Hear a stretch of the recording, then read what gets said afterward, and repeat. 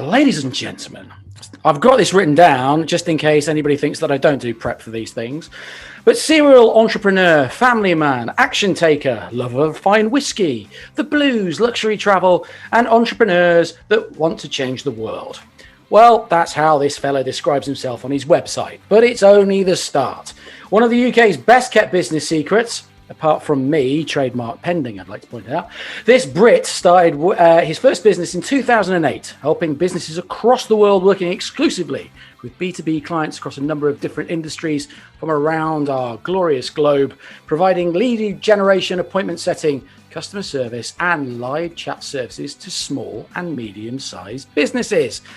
Now, making a very brief pit stop at a total burnout, writing his first book, Virtual Freedom, creating the Youpreneur movement, writing another best-selling book called Rise of the Youpreneur, and calling people like Gary Vee, Tim Ferriss, Lewis Howes, and Pat Flynn friends.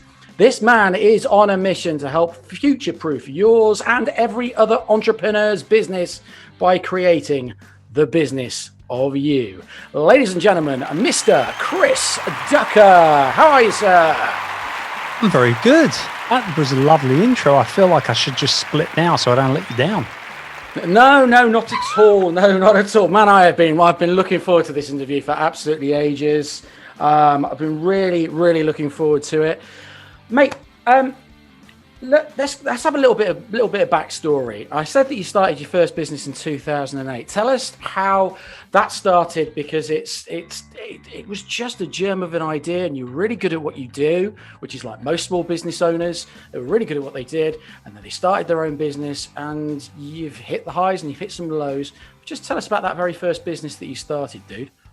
Yeah, I mean, Live to Sell is the name of the firm. It's still up and running now. I have nothing to do with the day-to-day operation of the business anymore. We've got a full team of management handling it now, but it's it's fundamentally a B2B call center facility, 300 plus employees based in the Philippines. And, it came about really from, prior to that, I'd been doing a lot of consulting work. I was involved in the infomercial business for a couple of years, doing a lot of script writing, voiceovers, the whole kind of, but wait, there's more if you call in the next 50, that kind of stuff. And it was fun and enjoyable. And I created this incredible network of people that I had gotten to do business with over that sort of course of time. But I kind of just got tired of it all. Not burnt out tired, just tired of that kind of rigmarole of marketing, sales, event. And it all sounds very glamorous and everything at one point. I mean, like literally in 1 year, I did Monte Carlo, I did Vegas a whole bunch of times, I did New York, and you think, well, that sounds amazing, but it's bloody tiring, quite frankly, particularly when you're doing breakfast meetings, lunch meetings, dinner meetings, drinks meetings, every single day in all those locations. It was a tough slog, I'm not going to lie. And I just became a little tired of it all. And so just decided that me and the missus decided that we were going to take a bit of time off for a bit. And that's when the doors to Live to Sell kind of swung open for the first time. We kicked off with 15 people. And we almost went bankrupt after 4 months.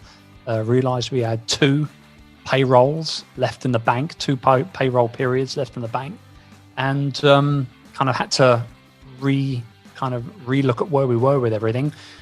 Put our heads down, worked solidly for a couple of months, and we're lucky to save the business. And now it obviously continues to flourish, and we've given birth to 2 extra businesses out of it. But that was it's very much a high and a low for the first couple of years, and then obviously that kind of the lowest of the low was the burnout that you alluded to there in late 2009 going into early 2010, where I mean that was serious stuff. We're talking hospital time, acute dehydration, acute exhaustion, etc. Fast forward a year, though, by the end of 2010, something pretty remarkable had happened. I'd recovered from that burnout.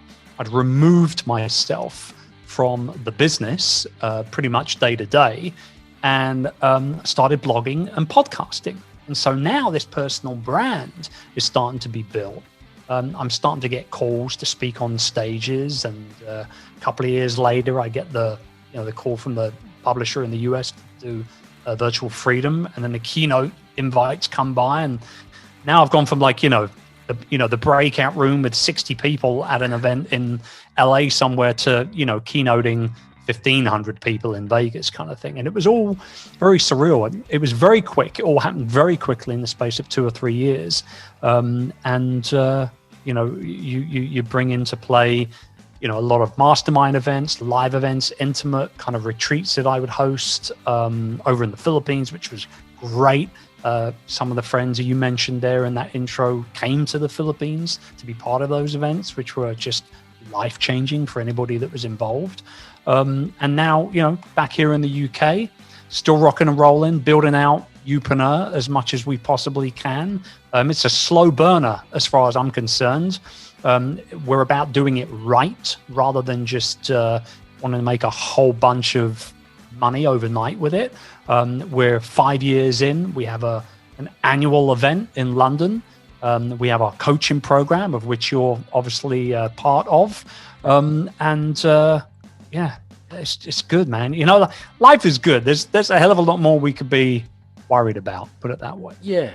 I mean, one of the things that I like to cover on the podcast, and I know we talked about Debbie Downer a little bit earlier before we came on air, but one of the things that I'm very struck by is a reality, because and I know we're going to be talking about personal brand, but I seem to, in everyday life, to be tripping over people who seem to think they have inspirational stories, i.e. they probably burnt their tongue on a Starbucks before they went on stage to a meeting at WI or something like that and call themselves inspirational.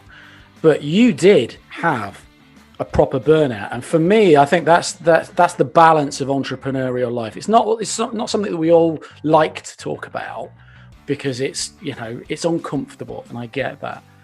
What would you say the main lesson when you hit your burnout? What was the main lesson that you learned from either going into it or coming out the other side of it? What was the main lesson you learned?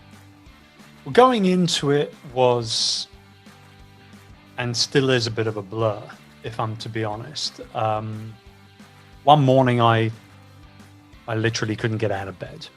And so my wife called our company doctor. Once you hit 100 employees in the Philippines, you have to have a doctor on call for your employees. Wow. It's part of government guidelines. So we called the family / company doctor round.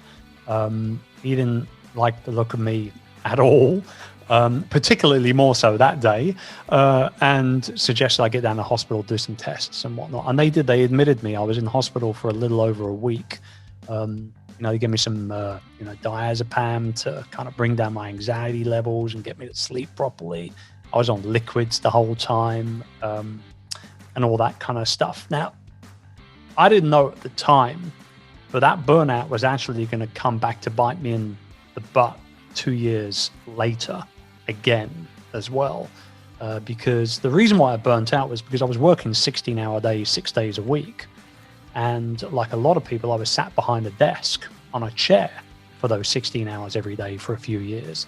And didn't realize it at the time I went in because I was tired and exhausted and couldn't sleep and couldn't function, et cetera, et cetera.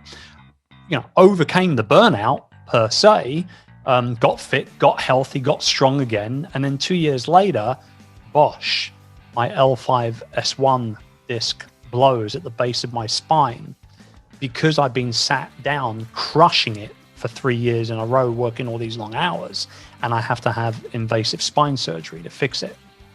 So, there's I have an actual X-ray with the screws and the bolts and everything that are at the bottom of my spine. Yeah, and wow. I show that on stage because people think I'm, some people, the skeptics, they think, oh, you call BS on that. No, got the X-rays to prove it, mate. And the scars. If you want to come up, I'll show you, kind of thing. So it's interesting because I didn't, it was like a double barrel effect, that burnout. And I think one of the reasons why people can relate to that story so much when I meet people and when I hear from them for the first time, particularly if they've been following me for a little while and they kind of got to know the kind of lifestyle that I lead, now, and how I work and what I do and all that kind of stuff. When they bring that back to the burnout, they get it instantly. They understand it, and they can. Almost every entrepreneur can relate to burnout, because here's a fact: if you don't build your business properly, it's inevitable. It's not a matter of when it'll be, or rather, if, only when, right? And so the big takeaway for me, although the beginning of it was a bit of a blur, the takeaway for me was very much the fact that I needed to get the heck over myself. Plain and simple. That was like the biggest takeaway. And that was before the back surgery. Like, I realized that going into the end of even just 2010. I had the surgery in May of 2012. But I had to get over myself. It's like any other type A micromanaging, pain in the butt entrepreneur to work for. If I could do it myself, I would do it. I didn't believe anybody could do anything better than me. Even if I was paying them, I'd still end up doing the job for them half the time. And so I was just your typical, vulture hanging off your shoulder, micromanaging your work. We hired 8 people, by the way, to replace me in 2010. That's how many hats I was wearing. Almost as many frames as me, if you've got in your office right there. Oh, that'd be one hell of an office, dude. Now, that'd be just too sexy. There'd be way too much sexy up in there. Honestly, your good lady wife wouldn't know which way to turn. She really wouldn't if there was this many. Oh, I know she would. She'd just walk away. She'd walk out. Simple as that. I know. Yeah, my partners have said exactly the same about me. Right, so it's so true. Dude, Youpreneur. Right. Yeah. So I've been following you for a couple of years, and I've always been taken about the fact that you have always said, and you're completely honest about it, is that you are future-proofing the business because it's a business of you. Okay. It is a business about you, about your personality. So I just want to dig a little deeper. So there's a what is it question and a what isn't it question. So when we talk about Youpreneur, it's very much about personal brand. So you've already mentioned it earlier. So what is a personal brand? But moreover, what isn't a personal brand? Because the more I sit and I watch people sort of like imitate what you've done and what what people like Pat Flynn have done and Lewis Howes and Tim Ferriss, people assume that it's very easy. But I think there's a real blurring of lines where it's almost getting to a point that it's very difficult to see genuine personal brands versus somebody who is just there to make as much money as quickly as possible. Yeah, well, look, what a personal brand is not is exactly that. It's somebody who, perhaps maybe has been, gifted with the gift of the gab, as my old mammy would say. They use that, as a way to be able to ultimately sell their wares, sell their promises, and then not deliver on them. And they also, 9 times out of 10, they don't have the kind of experience under their belt that not only do they A, claim to have, and B, can actually genuinely serve the people that end up ultimately buying from them. You see this a lot at these live events where it's kind of like, come and get your ticket for, £49 or $97 or whatever it is. And you turn up to this live event that's going to take place and it's an entire day, and you turn up and you're ready with your notebook and your pen, and you can't wait to kind of learn from all these experts that are on stage. And by the time you're done, in 8 hours, you've had maybe 2 hours of content and, just one sales pitch after another, after another, after another. These pitch fest events, as they're known. That's not what a personal brand is at all. A personal brand and a Youpreneur, in terms of the term I've coined, a Youpreneur is somebody who builds a business based on them, but not reliant on them. And so obviously the importance of building a team and delegating and becoming smart with the people that you bring on board in different roles and, all that kind of stuff comes into play. And you can have a lot of impact when you build a business like that. But your personal brand is ultimately, what people say about you when you're not around, right? Like when you're not at that business conference or in that coffee meeting or that dinner party or that Zoom mastermind call, when your name is brought up in discussion, what people say about you and how they talk about you, and in what vein they do all those things, that's your personal brand. It's your reputation, ultimately. That's what it is. And for us as Youpreneurs, the model of the business of you is built around that 3-tiered framework of build, market, monetize. And so everything we do, every piece of content we create, every coaching call that I do, every guest that I bring on one of my stages, whether it be in person or virtually, they're all serving one of those 3 main pillars of that framework.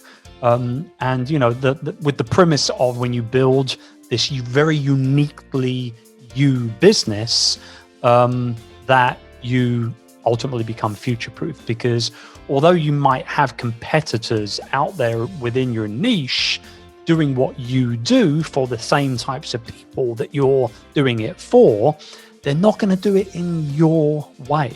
They're not going to do it in your style. And that's where that business of you model comes from. And it ultimately makes you uncopyable. Therefore, you become future-proof. It's ultimately, the way I look at it, it's like it's the last pivot you will ever make in your career. And I stand by that terminology because I've seen it happen over and over again. Yeah. I mean, it's strange. The pivot seems to be the word of the last 12 months, I would suggest. I think there's been a lot of pivoting going on the last year. There's year. been a hell of a lot of pivoting. And it's really interesting. And I know your opinion on this, but obviously the new app Clubhouse has sprung up. And it's quite interesting us talking about personal brand, that I think a lot of those people who are doing yes, you can buy my course. It should be $3,000, but is only sort of like $29.95 if you buy in the next 12 seconds or whatever it is. They seem to have sprung up on Clubhouse. It's a new thing where you just type in somebody's name, then put the word scam at the end, I believe. So when it comes to Clubhouse, because this is it's a brand new social media platform, and you've been really, really hot on social media platforms. I mean, you were the Periscope. That's where I first came across you, is on Periscope, which for those people over the age of sort of like 45, Periscope was a thing, was a video thing for Twitter all those years ago, and people have forgotten about it in the last 6 months. But sort of like, what do you think about Clubhouse and potential social media platforms that are coming on stream that will help people build their personal brand in the near future? My kind of take on this, and not just Clubhouse, but any app that kind of pops up, is that you should certainly check it out. There's nothing to lose by, investing a little bit of time and energy into looking at them as and when they pop up. I want to kind of just preface this by saying that, all these platforms, they're just platforms. And you don't own any of them. You don't own your YouTube channel. You don't own any kind of Clubhouse room that you might kick off. You don't own your Twitter profile or your Facebook page or that group you've got all your, paid members in and all the rest of it, right? The companies own them. And I just think it's okay to utilize these platforms, but just understand that if you're relying on them, let's use YouTube for an example. There are some people out there that put so much time, energy, and effort into their YouTube channels, and fair play. They might end up getting, hundreds of thousands, millions even of subscribers because their content is that great. But the fact of the matter is that could disappear tomorrow. They don't own that. They don't own that platform. They don't even own the channel where their video sits on it. They might think they do, but they don't. So it's not a sustainable business model, not long term, not in my mind anyway. Ultimately, if you rely on one particular platform, bringing it back around the Clubhouse, you see a lot of people who are getting on the Clubhouse and they're spending hours on that thing every single day. And yes, they might be making sales of their online courses, their coaching programs and that kind of thing based off of that platform. But you're building your home on rented land is what you're doing by, being reliant on one particular platform. And to use Periscope as an example, like when Periscope came out, I instantly loved it.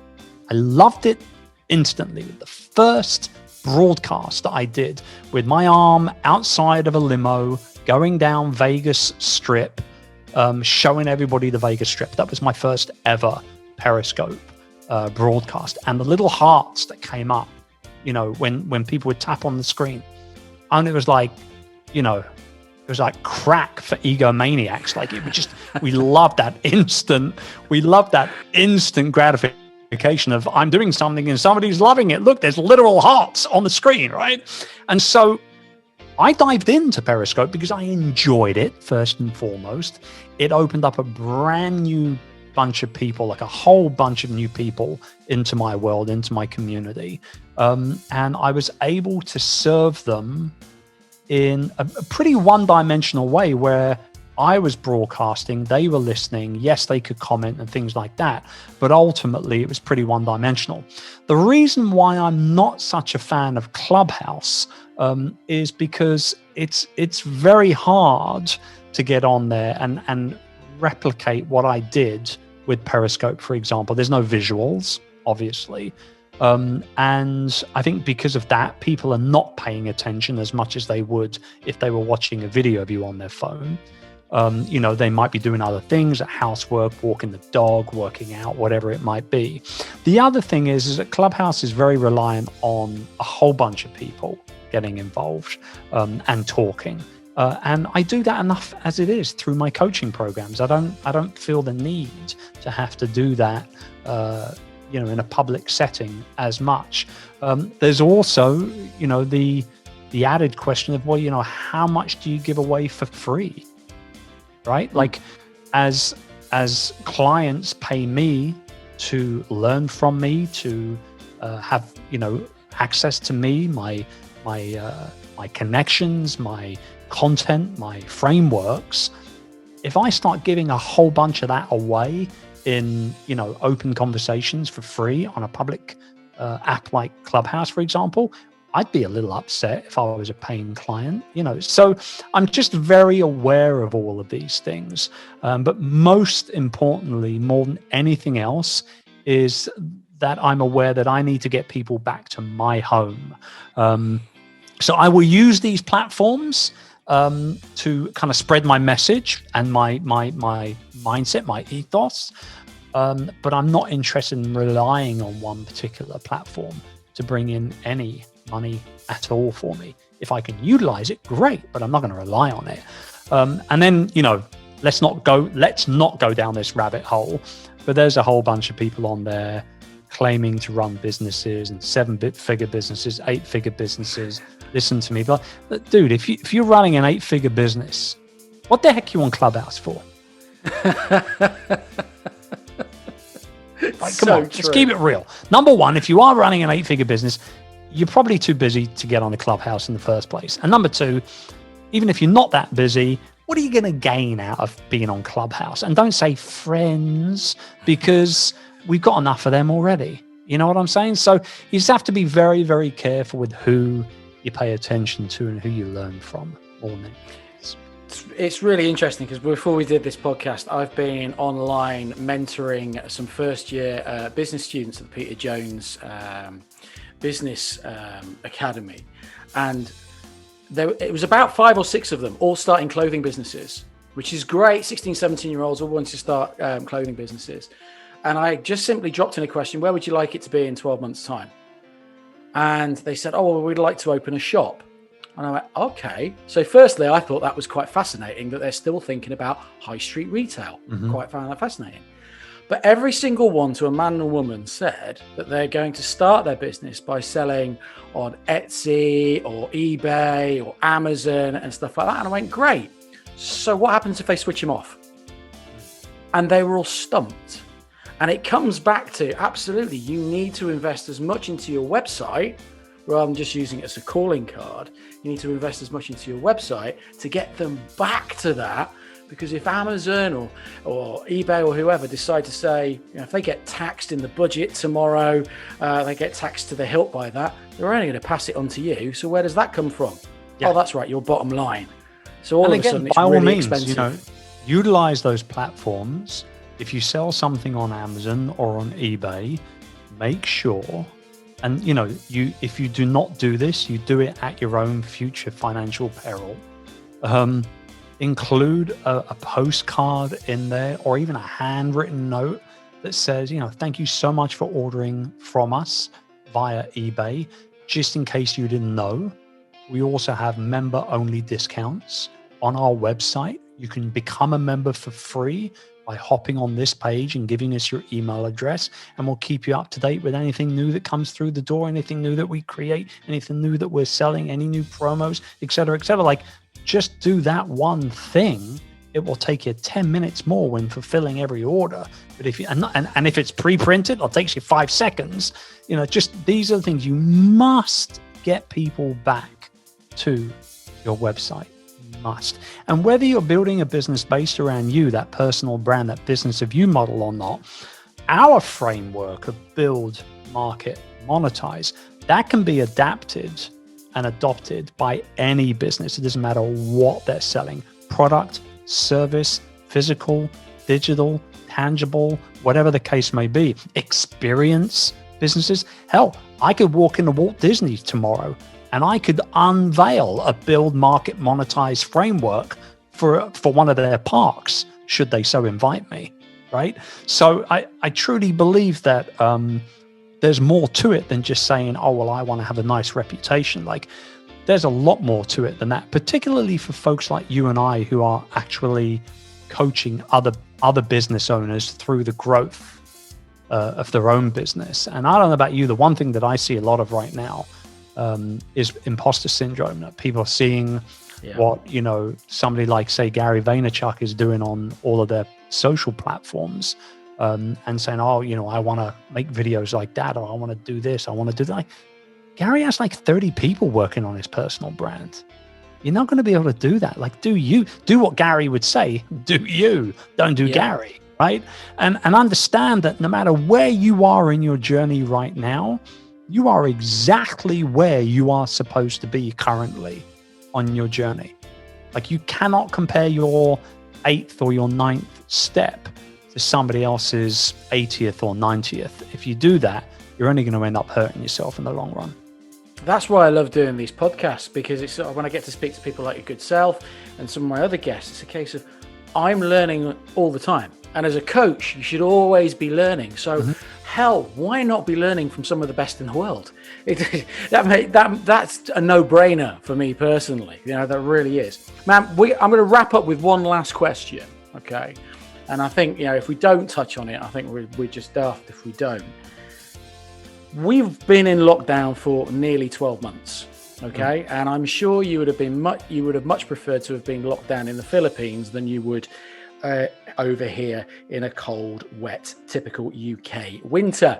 But how different do you think we're going to come out of lockdown compared to when we went in? What two things do you think are going to be strikingly different? I mean, everybody talks about the new normal, and I guess, there's going to be a new normal. I also think things are going to regress slightly, on face-to-face contact. We've all probably zoomed out for God knows how long now.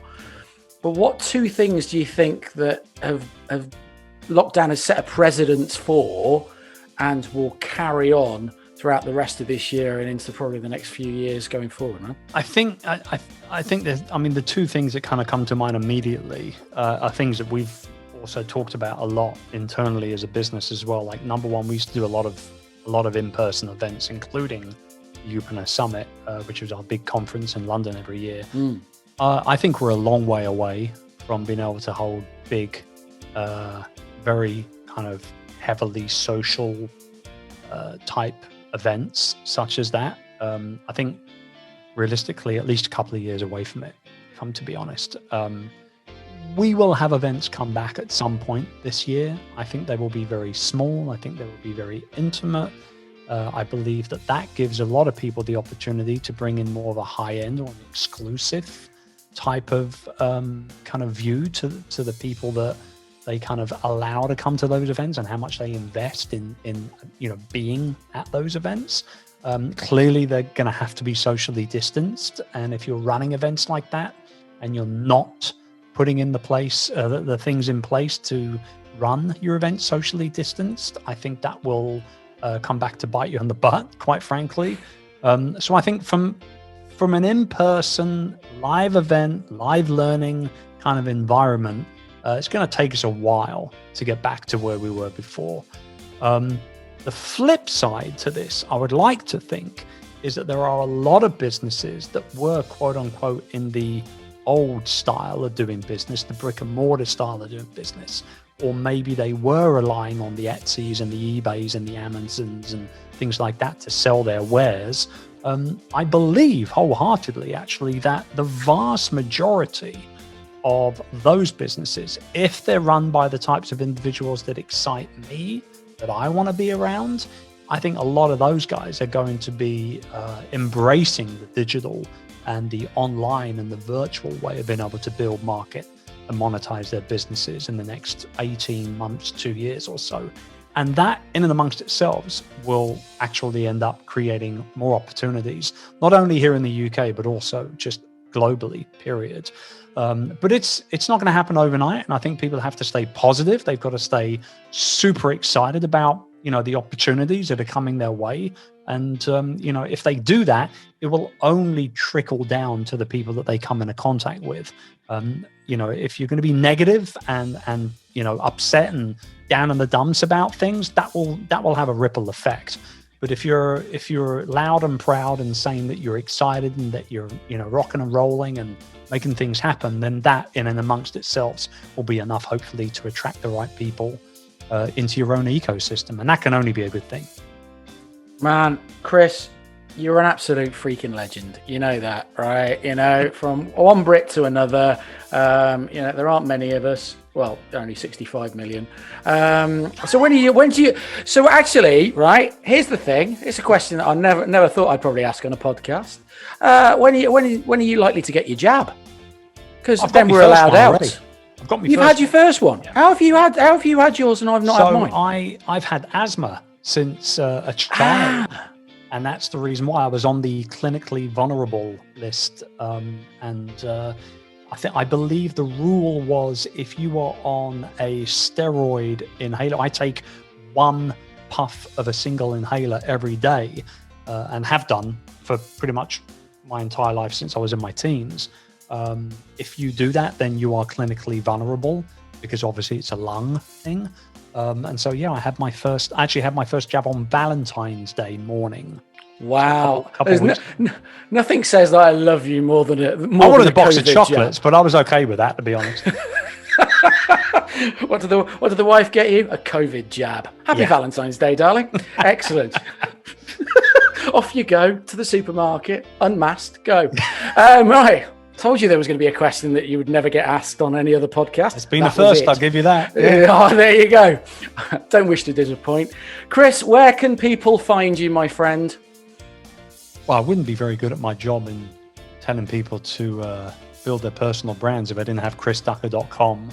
And I was found everywhere at Chris Ducker on the socials. So there you go. There's the answer to the question.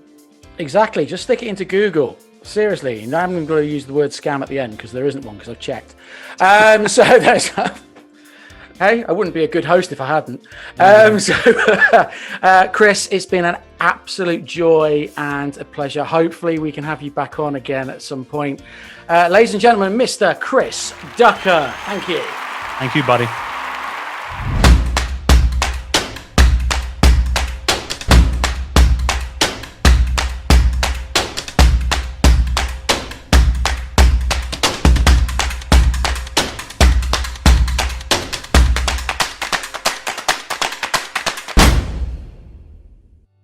And that's it for this particular podcast. Massive thanks to Chris Ducker for taking the time to speak to us. Hopefully you got some absolute great knowledge bombs out of that, and hopefully you can go and implement a few bits and pieces into your small business. Remember, your small business starts with you.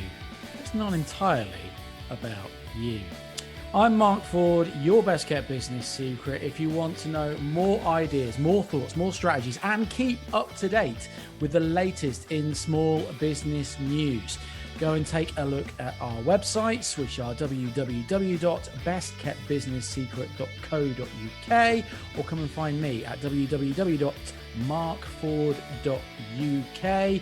Go out, be brilliant, stay safe, and I'll see you soon.